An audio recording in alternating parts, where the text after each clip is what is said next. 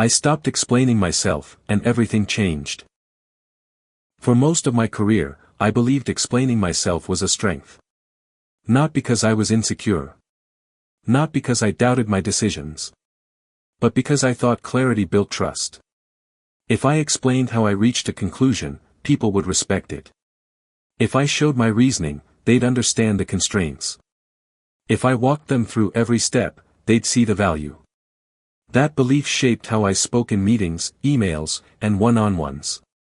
I didn't just state decisions. I justified them. I didn't just give answers. I added context. Background. Alternatives I'd already ruled out. Sometimes I'd even preempt objections before anyone raised them, just to save time. I thought I was being efficient. I thought I was being helpful. It felt responsible. It felt professional. And for a long time, I didn't realize what it was actually teaching people. In meetings, I'd start explaining an idea and get interrupted halfway through. Sometimes it was curiosity. Sometimes it was skepticism. Sometimes it was just someone testing how far they could push. And every time, I responded the same way. I explained more. I clarified. I softened my language. I adjusted my phrasing so no one would feel challenged. People nodded. Discussions dragged. Decisions stalled. After meetings, people would say things like, "Thanks for walking us through that," or, "That was helpful context." I took those comments as validation, not realizing what they were really saying. They weren't thanking me for leadership. They were thanking me for doing the work for them. At first, I told myself this was collaboration. But over time, a pattern became impossible to ignore.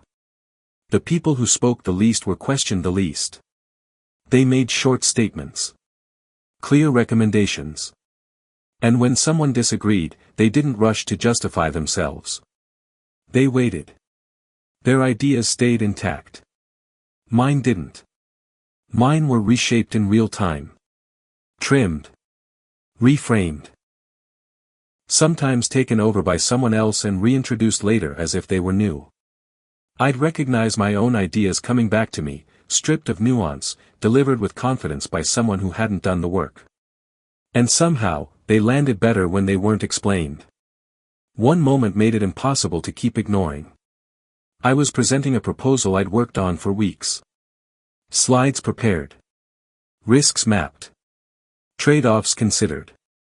I had anticipated every reasonable question. Halfway through, someone cut me off.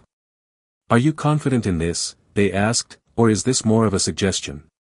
The room went quiet. The question wasn't aggressive. But it wasn't neutral either. It was a test. I smiled and said, "I'm confident, I just wanted to give some context." A few people nodded. The meeting moved on. But something stayed with me. Not the interruption, the answer. That night, I replayed the moment honestly. And I realized what I had actually communicated. Not confidence. Not preparedness. Uncertainty. By over-explaining, I was signaling that my decision needed approval, even when it didn't. So I changed one thing. I stopped explaining unless I was asked. I didn't announce it. I didn't make a point of it. I didn't tell myself this was a strategy. I just spoke less. The next meeting, when someone asked for an update, I gave it. Direct. Factual. Complete. No background story. No preface about how I arrived there. When someone asked why I recommended an approach, I answered once. Clearly. Then I stopped talking. The silence felt uncomfortable. Physically uncomfortable. Every instinct told me to fill it. To add one more sentence. To make sure no one misunderstood. I didn't. Someone else started talking instead. They tried to explain my point for me, adding details I hadn't mentioned. I let them. I didn't correct them. I didn't elaborate. I didn't rescue the moment. And something unexpected happened. The room accepted it. No one turned back to me for clarification. No one challenged the decision harder. The meeting ended earlier than usual. That alone felt strange. Then the pattern repeated. Emails became shorter. Questions became sharper.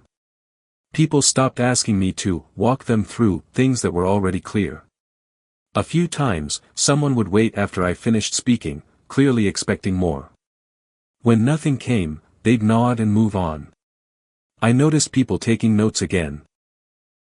Not because I was explaining more, but because I wasn't. Then came the real test. A project ran into trouble. Deadlines slipped. Pressure built quietly. The kind of pressure that doesn't explode, it accumulates. In one meeting, someone hinted, carefully, almost politely, that an earlier recommendation of mine might have contributed to the delay. All eyes turned toward me. This was the moment where the old version of me would have launched into a timeline. A defense. A detailed explanation of dependencies and assumptions. I felt the instinct rise. And then I let it pass. I acknowledged the delay. I stated the reason. And I stopped.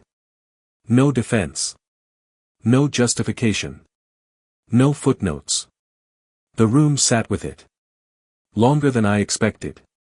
Then someone else spoke. That aligns with what we agreed on earlier. Another person nodded. Someone pulled up the notes. The conversation moved forward. No argument. No blame. No unraveling. That was the moment everything locked into place. It wasn't my competence that protected me. It was my restraint. After that, the shift accelerated. I stopped jumping into emails to clarify decisions that were already documented. I stopped preemptively defending choices before anyone challenged them.